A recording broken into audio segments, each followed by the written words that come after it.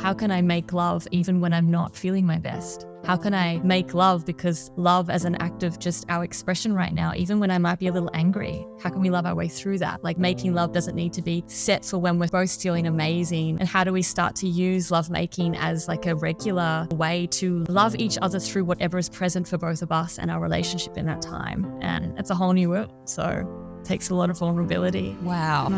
Welcome back to Wildly Empowered Women. Today I am joined by Melissa Mai, who is a yoga and embodiment retreat facilitator. She also does workshops and online classes. Like hundreds of single women in my team, me working closely and seeing them thrive. I really want that, and that's what I'm working towards, and that's what I'm creating. And if you're open to sharing, how did you become a single mum? Yeah, it was so bigger than anything I've ever moved through before. The first couple of years was really challenging.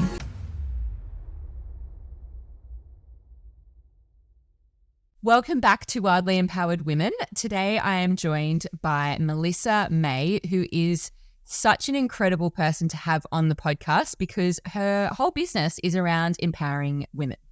So Melissa is a yoga and embodiment retreat facilitator. She also does workshops and online classes, and what she has built her whole business and her career on in this business is around empowering women to be tenderly and powerfully themselves, to deepen their connection to their heart and to live their lives from this place.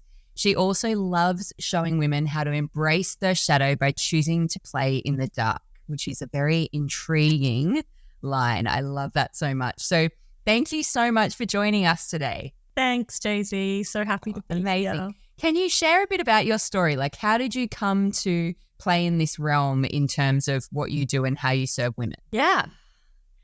Without going into what I feel like is 20 lifetimes within a lifetime, I feel like there was a really big moment in my life where I really started to bow down to the wisdom of the body and started to enter into that whole yogic field, and which then led me into embodiment work.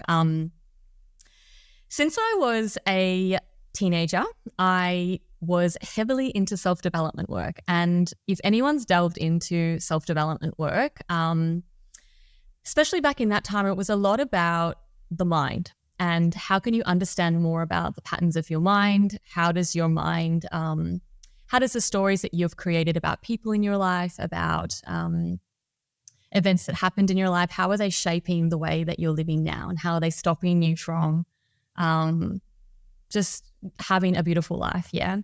And that was pretty powerful for me at the age of 17 to delve into. I felt like it really opened up a lot in terms of how I relate with others, how I communicated, and how I just could repattern the ways that I was thinking that was stopping me from doing the things I wanted to do. However, fast forward several years, I ended up in a really sort of tricky place in my life. I was actually, my biggest challenge at that time was I was battling an eating disorder. And I honestly dug into my toolbox of knowledge and was like, everything I could do to get out of this this cycle that I was in, and nothing worked. Yeah, like I went to psychologists. I, educated myself. I, kept recommitting, trying to use the strength of my mind to overcome something. And it was the first time that those tools didn't work. And it was an incredibly very scary and vulnerable time for me because all of a sudden I was left helpless with literally I have nothing left in my toolbox. So what does this mean? Because I'm still in this cycle and I can't get out. And that's what led me to ending up in an ashram in India. And that was maybe 14 years ago now. And what that experience offered me was no more motivational pep talks, no more information, no more honing on analyzing why I had this eating disorder, trying to battle it from such a surface level. And I was able to just move through a deeply spiritual practice every day that had me reconnect to my essence, right? So I was able to connect to who am I beyond this physical body? And I think, my whole childhood, I really did grow up thinking that how I looked, there was a value to that. And so, and this all tied into having this eating disorder and wanting this perfect body. And the time in the ashram was really powerful because I had never felt more beautiful in my life, where I wasn't wearing a skerrick of makeup. I had hair growing in my body longer than I had ever allowed in my life. And I'd never felt more beautiful, and I had never felt more pure. And I really, for the first time, was able to connect to stored pain in my body, stored trauma in my body, that I just couldn't access and heal using my mind alone. So it was the first sort of wake up of like, oh my gosh, there's this whole unseen world beyond, your mental mind and your physical body that holds a lot of wisdom and power and is holding a lot of our pain, and it's going to come up in all these ways.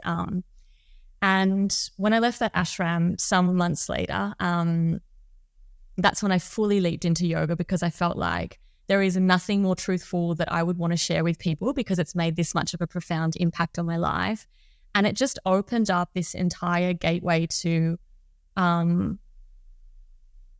wanting to connect with my body on a deeper level, and wanting to really honor my body on a deeper level, and have that intuitive honoring relationship continuously with my body. So that's sort of how I ended up into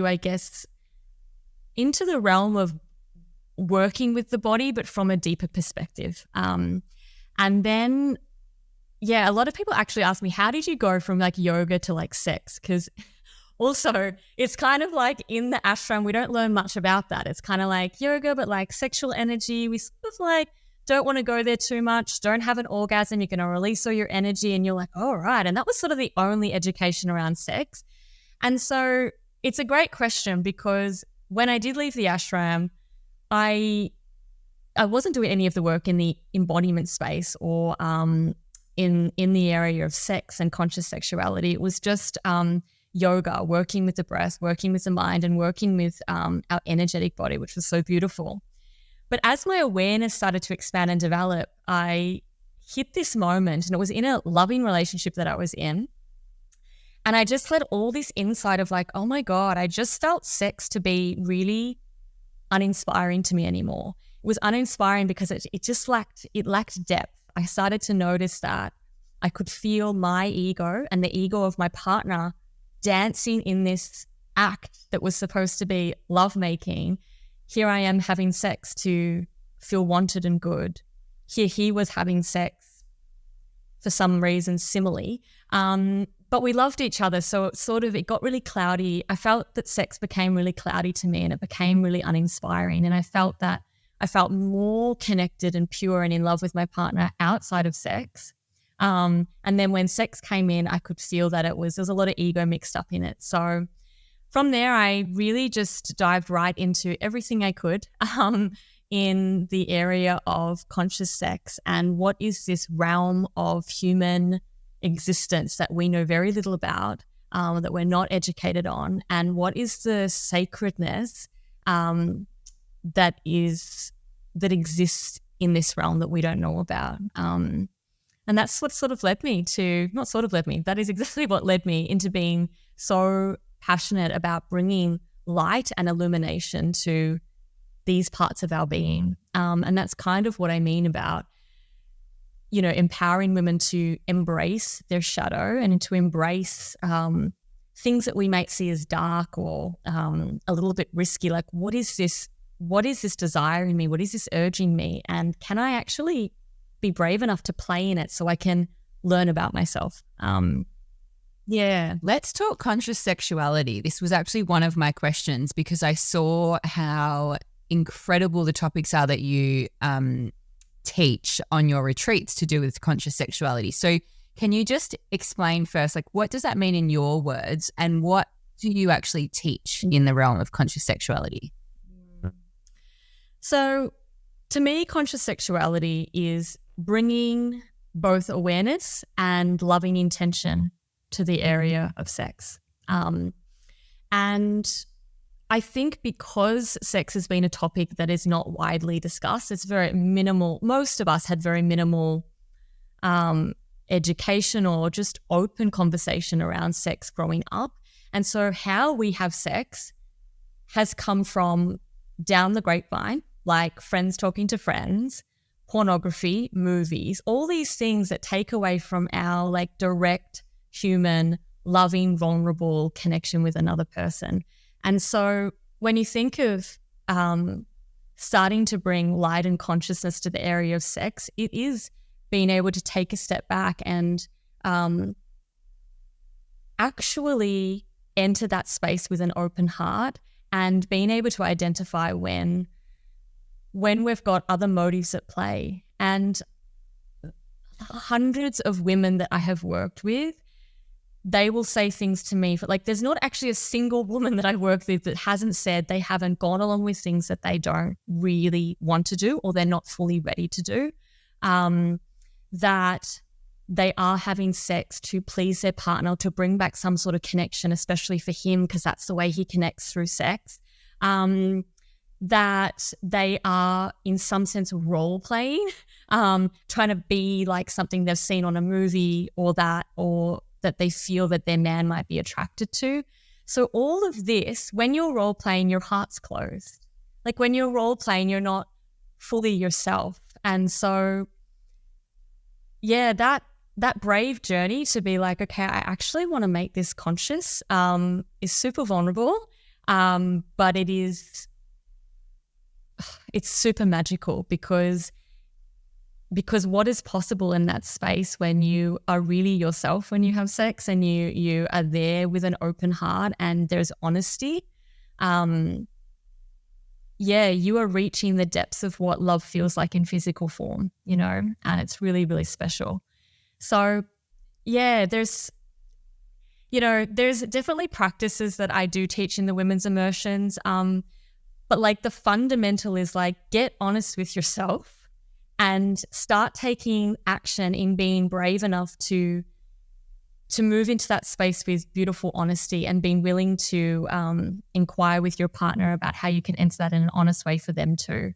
And then there's practices of how to, circulate energy in your body in a way that we can use our sexual energy to actually heal and open up our body and open up our heart in that space. There's ways to notice the ways in which we avoid intimacy if we never make eye contact. I'm not saying stare in your partner's eyes for 50 hours, but, especially when we orgasm, we have this tendency to close our eyes and to go into our own space. And how do we stay connected in those moments? So there's endless beautiful practices, but the fundamental is honesty and being willing to show up in a vulnerable way, and not in a way that is trying to achieve something in that moment other than to connect. Like how can I make love even when I'm not feeling my best? How can I make love, because love as an act of just our expression right now, even when I might be a little angry, how can we love our way through that? Like making love doesn't need to be set for when we're both feeling amazing, or and how do we start to use lovemaking as like a regular way to love each other through whatever is present for both of us and our relationship in that time. And it's a whole new world, so it takes a lot of vulnerability. Wow. This leads perfectly into the topic of authenticity and love, and loving your whole self, and not only starting with yourself, because obviously we need to love ourselves to have a good relationship with someone else, or all of that darkness that you spoke about before becomes very highlighted, but also allowing yourself to be loved by others without hiding who you are. So can you talk to that? Because I know that's a really passionate topic of yours, the topic of love and authenticity. Yeah. It's really authenticity. Like, what is authenticity? Authenticity is, being who you feel yourself to be in any given moment, and that giving yourself that freedom to change your mind, to really express the different textures and flavors that make you a woman and make you a human. And this goes for both men and women. It's not women alone. And it's really, really hard for someone. You can't actually love yourself fully if you're not giving yourself the chance to experience yourself fully, right? So if you're not allowing yourself to see yourself in all your colors and shades, it's really difficult for you to love yourself fully, to know yourself fully. And it's really, really difficult for your partner to do the same, because often, not just your partner, your friends, your family, your work colleagues, we often as humans will just censor parts of ourselves. Here, I'll filter a little bit of myself. Here, I'll add a little bit more. Here, I'll take a little bit away here. And we actually can't have a regular experience of ourselves when we're just a little bit like this and then here and then there. And often, women have said to me, I actually just don't feel like my partner really fully loves all of me. It's like, do you fully love all of you? Do you actually allow yourself to be all of you? And do you give them that opportunity? It's another brave arena, because we have to get really comfortable with standing steady on our 2 feet and owning who we are, even if everybody else says, not today, and it's really big work.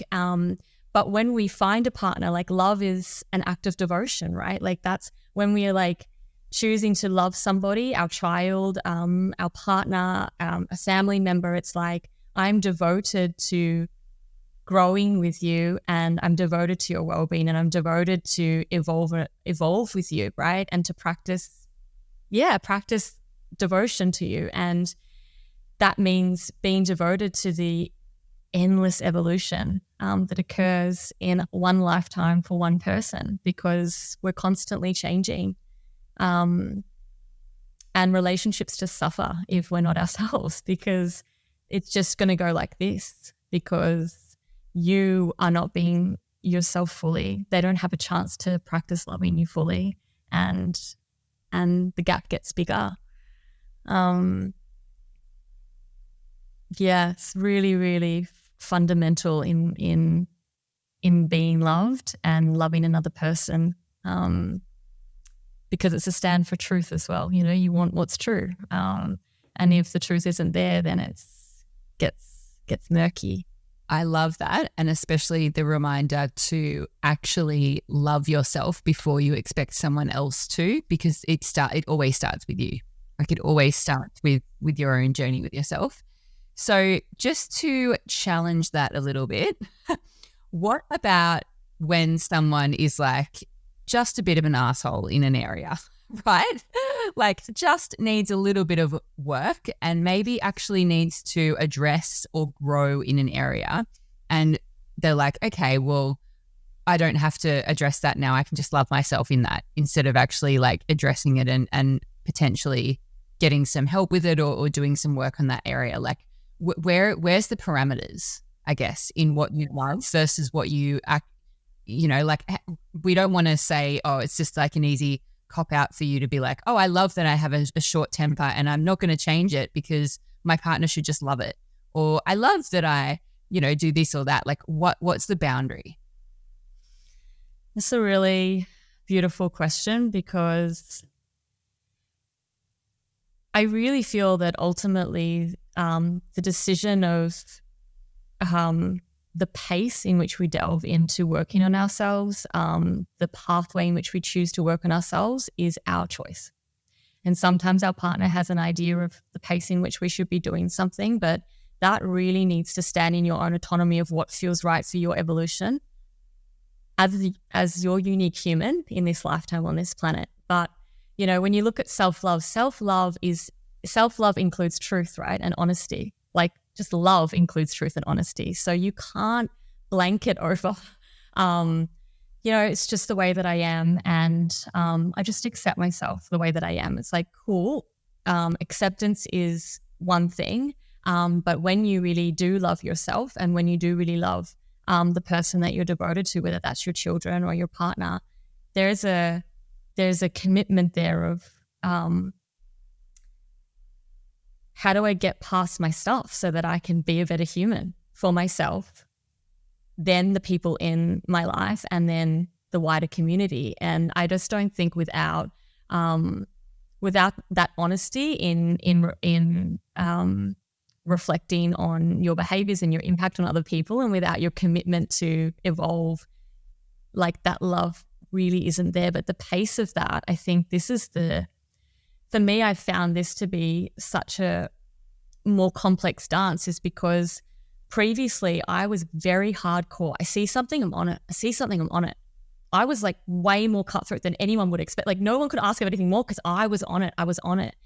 And honestly, since yoga, I've had such a more softer approach on myself. You know, I trust in my pace, and sometimes for some reason when we're not ready at this time, it could be too big, you know.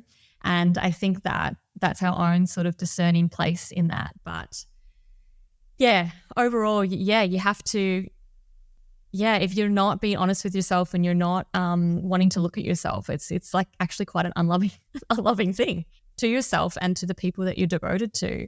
But first and foremost, yourself. I love that. That is such a great answer to that question, that it actually just takes a little bit of giving yourself the time to look internally and to actually give yourself a little bit of time on yourself, which a lot of women, you know, in such fast-paced jobs and careers and being mums and doing all the things, like may not even allow that space to just give themselves a little bit of time and space to have those thoughts and to be with themselves and be with their thoughts. So I'm curious to hear, this kind of leads me to my next question. You have worked with and empowered so many women to just learn what it is to actually be a woman. It sounds so basic, but it's actually so powerful in the work that you do. I'm curious to hear, what are the patterns and conditionings that you hear repeatedly from these types of women who I imagine would be very growth-minded, right? They'd be very open to feedback and they want to hear it, and they're probably very open and vulnerable and honest with you. Like, what are those things that come up a lot in the women that you work with?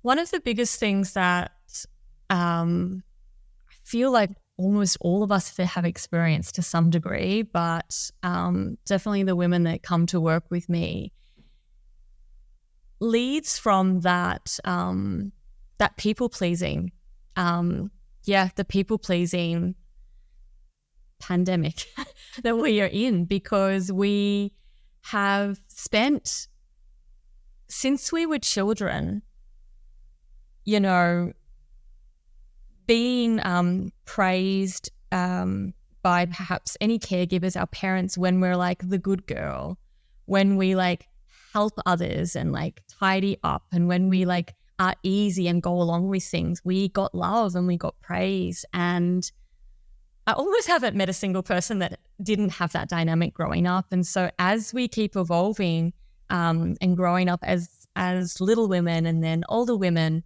we still have that within us, that if we don't do things our value comes in how we serve others all the time, and how we serve others. And so when women turn up to my immersion, they're sometimes so exhausted, they're completely burnt out, they don't know how to say no.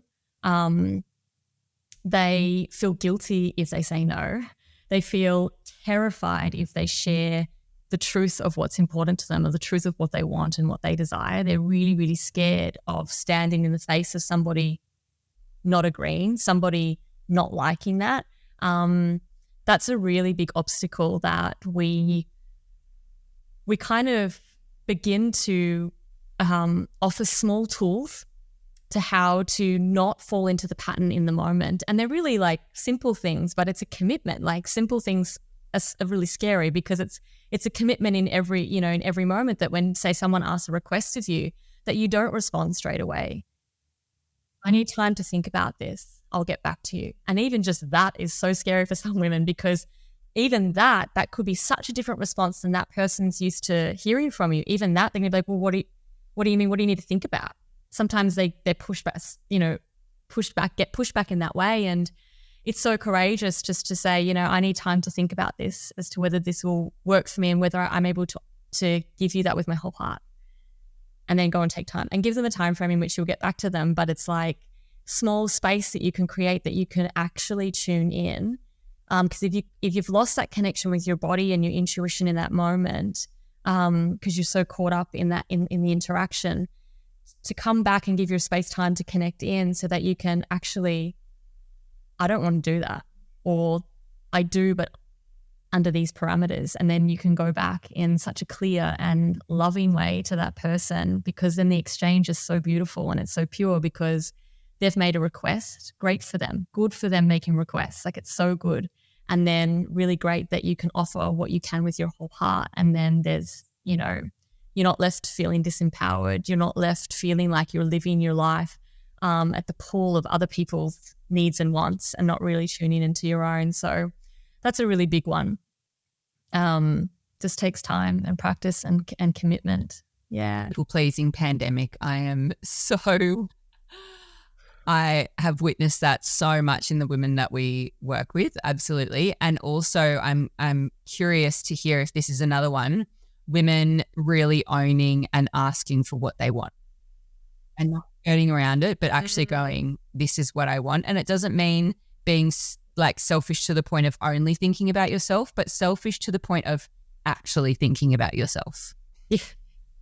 I know, right? Actually just thinking about including myself. Like, yeah. And that's, you know, that's really common with all women, and it's really common with mothers. And, you know, because, yeah, when we become mothers, our whole, you know, I was talking about this the other day, you know, to my mum actually, and it was this comment about seeing a father in the supermarket and thinking he was a really good dad for being in the supermarket with his kids, and a woman praising him for that. And I think that, you know, that's so beautiful that he's praised for going to the supermarket with his kids. But just, you can sort of see those sort of expectations with women. Like, women are here with like 5 kids, 1 every day. It's what they do. You know, it's just what they do.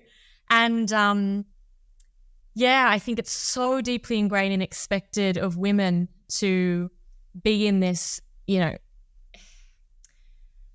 to sacrifice to the extent that is actually of a debt. Like, of course it's a sacrifice, but sacrifice is not a bad thing. Like, I love what I've sacrificed to be a mother to Grace. I find that as like, I don't see it as a sacrifice. I see it as I give up this in order to have this, and this is beautiful. But then there's this other level that, you know, us women can get stuck in, and of like, oh my God, I'm going to go and do this just for me. This is actually not, it all impacts the greater good and our families, but sometimes from the outside I can look like, this is actually just what I really want for me and my life and my vision. And, you know, and it's really hard for women to step out of the conditioning that we've had, but so necessary. No one wins if we're not connected and alive through a passion. Whatever that passion is, and if your passion is fully, you know, being a mother full time and nothing else, then you rock on, and that is exactly where you should be. And there are many women that I speak to that are just trying to find their way out of that. And I think it's so important because, yeah, our families don't win unless we're really we're able to nurture other parts of ourselves too. So on the topic of motherhood and solo motherhood, which you're journeying through at the moment, what have been your biggest lessons, growths, like, you know, shares in that journey of solo motherhood? Before we go on, I want to ask you a super powerful question. What would it mean to you to make decisions based on your soul rather than your bank balance? Freedom to me means having true autonomy and choice in your life to live based off your values and soul's desires, rather than what you can purely afford for you and your family or what your job requires of you. This is why I've been empowering women for the past almost 5 years to earn more with pleasure, earning your true worth without the insane hustle and with actually having choice in your life. It is so much more about how you earn rather than what you earn. If you'd like to learn more about how I mentor women to earn a time-leveraged income online, selling conscious, health-based products and learning the skills of personal branding and attraction marketing, both very sexy skills to have, then click on the link in the show notes or DM me the word info on Instagram so we can have a proper chat. I love having one-on-one convos with you savvy queens and showing you how this kind of income and our community can help you truly live wildly empowered. Big love, back to the episode. I think that kind of, leading on from what we were just talking about,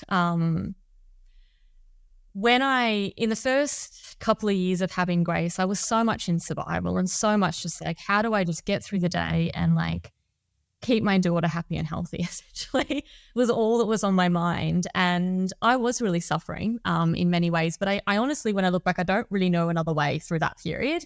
But I have been learning and still learning how important it is that I prioritize my health, my well-being, my joy, my social connection with other adults and humans as priorities so I can show up for my daughter and so that we can have a happy family. I think at the, in the early stages, it was just like, I didn't realize the impact on my family, actually, on Grace, when I was struggling so much, I didn't really couldn't like correlate the impact. I was like, well, I'm giving my kid what she wants. Doesn't matter what I want, kind of thing. And that's shifted massively. And I can see the impact that that's had on my daughter, seeing me happy and thrive. And whether that's taking time away from her, which I do very frequently, because I feel that's what I need to be able to keep the ship afloat in a really beautiful, healthy way. That's something that I've really learned. And there is moments like that little voice in me that's like the old paradigm voice that's not healthy says, maybe it's a little bit too much. Maybe you shouldn't have got that massage this week. Maybe you shouldn't have, was that really necessary? Like these little things always come in and I'm like, no, hell no. I am role modeling to my daughter that this is normal to take care of yourself. It is normal to have a massage if that's what you want and that's what you're wanting to create possible for your life. Like these things is really good for my daughter to witness, that she doesn't need to see her mum sacrificing and struggling, as a single mother. She can actually see me thriving and that this is possible for her too. The other day she said this to me. She said, when I get bigger and you get smaller, she has this concept apparently when she grows up, I'm going to get small. She says, and this was her way of describing what her mummy does, I realized. And she's like, I'm going to cook and tidy up and I'm going to do yoga and get massages. And a part of me was like, well, that's not all I do. But I sort of thought, well, actually, I'm really happy that you see that as part of my life. And, it was a really beautiful moment, actually, that she didn't just see, mummy just working all the time. And, that was a normal part of what mummy does. That is so gorgeous that is her interpretation, because how different to a generation ago or a generation before that, like being able to actually like shift what your daughter sees as like what gets to be the norm as a grown woman, like as an adult woman and as a mother, like being able to do both, like, cooking, cleaning and being a mum, and also taking care of yourself and having solo time and having time without the kids and doing, what fills your cup back up. That's so beautiful. You should be really proud of that. Yeah, with a little moment, I went, all right, we're doing something right. And if you're open to sharing, how did you become a single mum?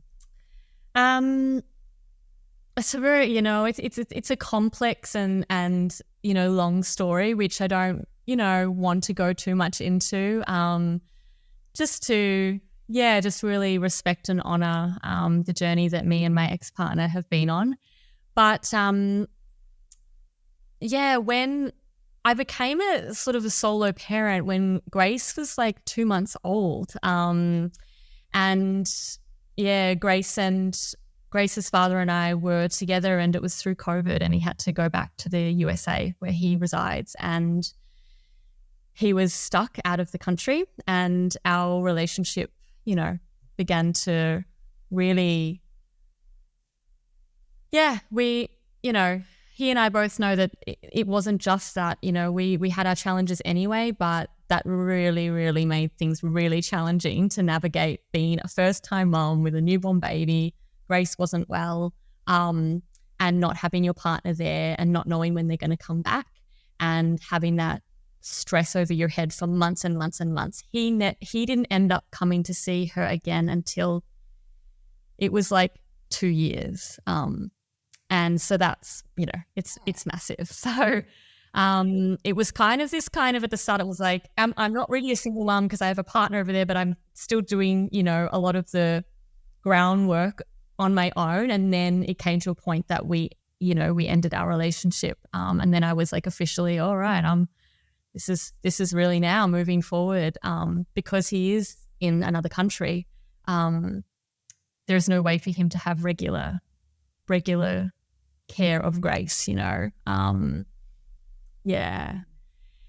challenging time. I imagine that would have created so much, in hindsight, I'm sure it would have been extremely challenging at the time, but looking at what you've been able to do as a single mum and by yourself, and the trust that you can now have on, like, the trust within yourself on, like, wow, look at what I can get through. Look at what I can do. Look at what I can, like, universe. I just can't even believe it still. I'm like, how did I survive? And how am I?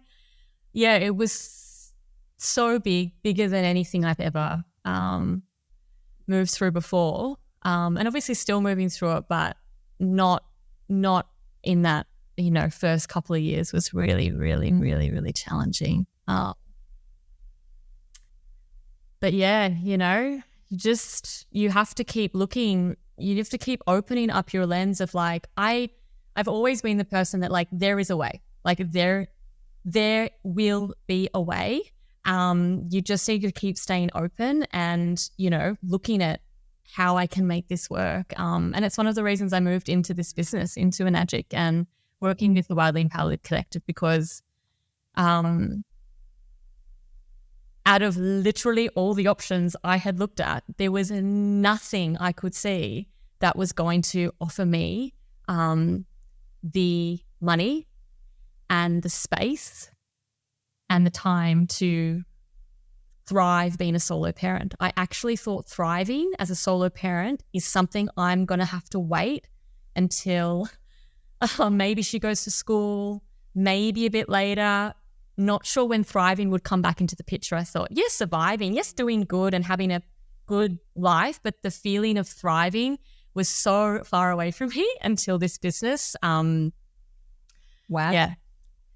So it really took me being open to new avenues and being willing to do whatever it takes to take care of, the highest priorities, which is mine and my daughter's health, and us to be able to, really have a life that we deserve to have, that we can breathe, that her mother can breathe.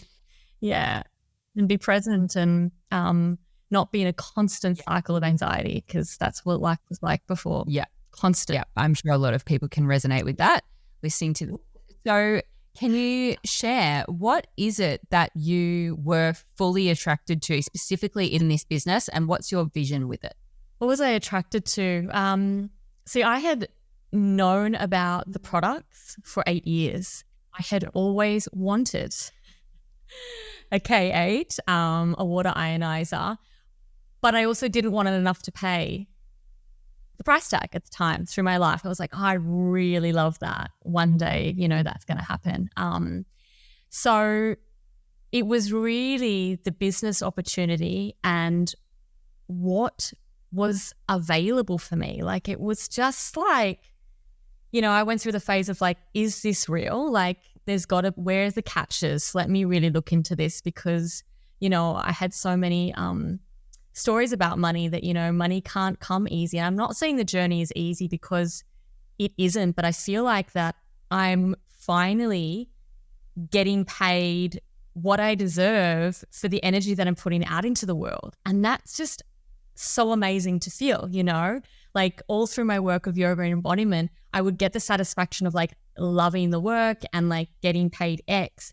But the main benefit was like, I get to do what I love and pay my bills, and that is amazing. And now it's like, I get paid really, really good to still work with women, to still do work that I love within this space. So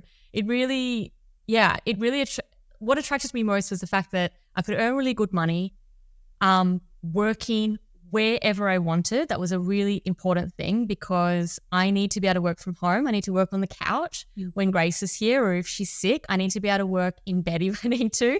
I really needed to be able to do that, because there was no other way that I was going to be able to thrive working in this. I couldn't see it. And to have passive income, to have income coming in, sometimes I'm like, I'm expecting a certain paycheck to come in, and I'm like, where's that money come from? Oh, off we go. Here's another couple of thousand. And I love that. And it's so beautiful, but it's not like it's come from nowhere. It's come from, the work that we're doing and the teams that we're building. And it's so beautiful. So yeah, the capacity to earn money wherever I wanted and work in the pockets of my life that I could around my daughter and me is what was really attractive. And I couldn't find that anywhere else. And I'm so thrilled to be here, because it's massively shifted my life. And what is your vision for the impact that you know and intend to have with this business and on other women's lives? I think because I am still so like tenderly in the space of the challenges of being a single mom, and it's still so tender to me, and I am connected with a lot of single mothers because of our shared experiences. And I was actually speaking to my mum the other day, and I said, "Oh my God, Mum, I just have this vision. Just like I want like hundreds of single women, like in my team, me working closely and seeing them thrive. I really, really, really want that, and that's what I'm working towards, and that's what I'm creating, and it's happening, and to see that in places where they thought it wasn't possible, because I also thought it wasn't possible, and to see them breathing again. I mean, it's just the basic stuff again, breathing again. Like, I just want to give you space to breathe. And then after you start breathing, like, we can really like take care of you and your babies, and it's going to be great. And it really excites me. And of course, it applies to all women and all people, but I feel really, really lit up by working with other single mothers in that way. And I can see this business being,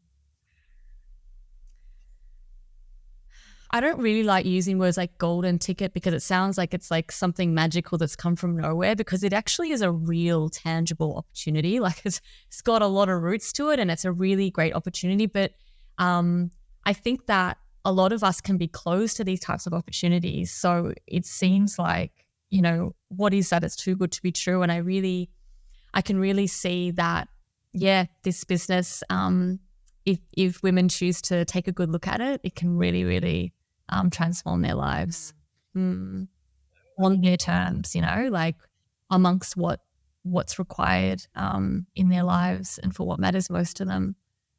That's what I love most about the business. It's like it just supports what matters most to whoever you are. That's all it does.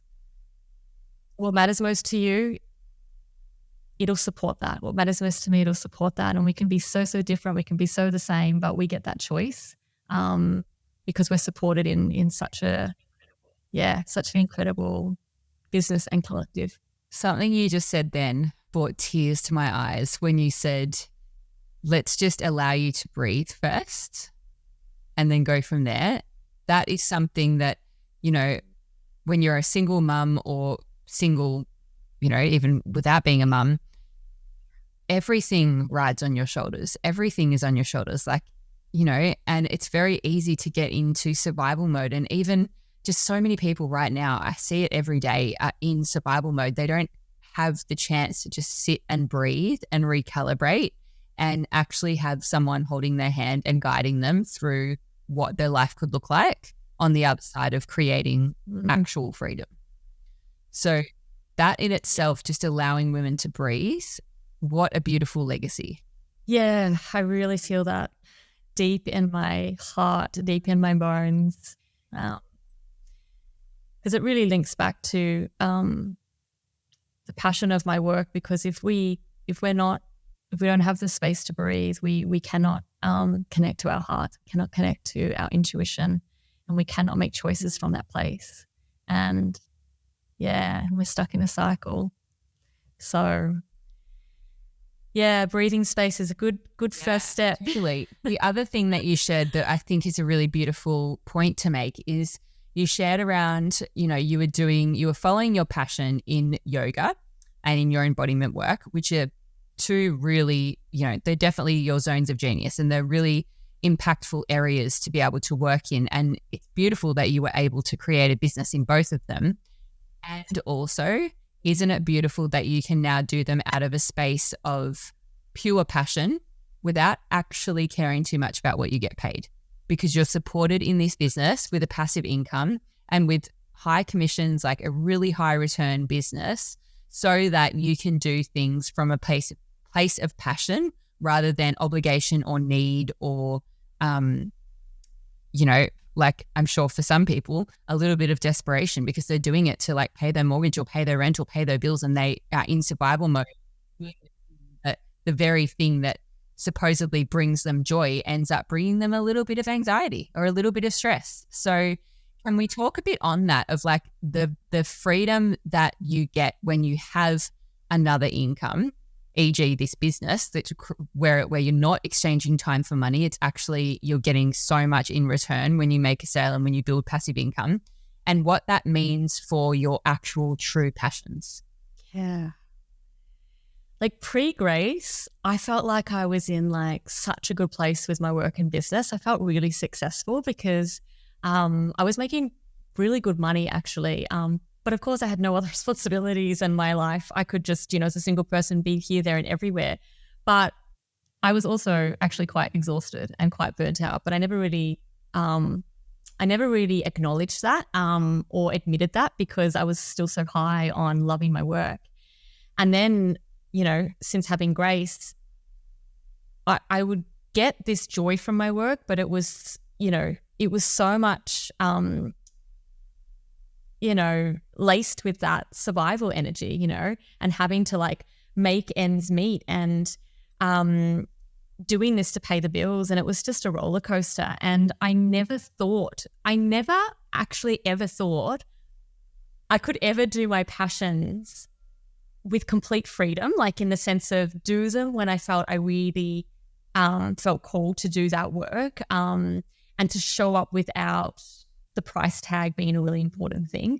I have never imagined ever being able to do that. And so being in that position now, it's actually so exciting because I love what I do in the yoga embodiment space. And like right now, I did share on my social media the other day, but I'm actually working on some free offerings, and it's like, oh my God, free offerings. I get to make free offerings for like my community, and I feel so excited about it. I'm not like, oh my God, I have to do this by a certain deadline. I get to, play in this and offer this in a way that serves me and serves others. So yeah, it's a pretty incredible feeling to be able to do your passion work in an unpressured way. Was the quality of your creativity and your heart giving is so much more pure and so much more potent and so much more integral when it's not laced with the energy of survival and fear and, wrapped around the dollar signs. So I'm really excited with the work that I have, coming up in the next year. But it's just so spacious, and I feel like it'll be really, really magical. It's when you said like wrapped up in the money, like the thing that I find really interesting, because I'm sort of, I guess, on the other end of the spectrum where I left the PR industry and I was like, you know what, I'm actually really good at PR. really good at my job. I actually get really lit up when I believe in the product or I believe in the business. So I thought, I was like, you know what? When I'm killing it in my Enagic business, I'm going to offer PR pro bono to just do the work for the businesses and the people and the products or services that I just really love and I really want to support. I've been in this business for 5 years, retired for 4 years. Not once have I done that. Because you know what? It's so funny. Like, you can have a job and be good at it, but it doesn't mean it's your passion. And what I truly love, and I've done this my whole life, and this is exactly what this whole podcast is about, is I love highlighting women in their genius zone. I love highlighting like what their potential is, holding up a mirror, holding space for them, being the spotlight, being the microphone for them. And that often does support their business, right? I'm always like, whenever I have someone on this podcast, I'm like, what can we share with the audience? Like, how can we bring them value? How can they work with you? How can they get even more genius from you? So I guess that's my way of in inverted commas, doing the PR. But I feel like as soon as you actually have financial freedom, you also understand very clearly what your values are and what you actually enjoy doing and what you don't enjoy doing. Because as soon as you don't get paid for something, it actually completely changes the energy around what it feels like to do that thing. Yeah, that's really powerful. If you're not getting paid for it, are you actually still doing this, you know? Yeah. And sometimes maybe you would still do it, but definitely probably not the frequency you're doing it. Yeah. You know, at the sacrifice of your own health or the other priorities. Yeah. It's a beautiful and interesting mirror to be held up when you see that. Mm-hmm. And I know what you have coming up in the next year, but are you able to share what you have coming up and what you're working on and how these beautiful women can work with you if they feel the pull? Yeah. I lead a few women's immersions, 5-night immersions, where we get to really sit in a really safe held container to reconnect to our bodies again, to work through different embodiment practices, yoga, using our voice, and delving into conscious sexuality, all the juicy topics. You can find these details on my website. So I lead them. They're like live-in. I do them in Bali and in Byron Bay where I live. And I offer yoga classes online. And of course, you know, you can rock and roll with us in Enagic. I work really closely with my team, and it's been such a beautiful addition to my life, this business, because I'm able to still do this work of supporting women in, you know, stepping into who they are and owning who they are and using their voice in this space. And then they also get a business out of it and an income out of it. So it's really, really, really powerful and really an incredible space to be in. So, yeah. Incredible. I'll have your Instagram and website in the show notes. So that's where you can go if you would like to learn more. Very last question. If you could go back to your 21-year-old self and give her any words of wisdom or something that you feel that she could have benefited from hearing, what would that be? Before we wrap up this episode, I want to ask you a question. Do you remember how you discovered this podcast? Was it a friend's suggestion or an Instagram story, maybe a post? Somehow you found it, and I'm hoping you're getting a lot of value from it.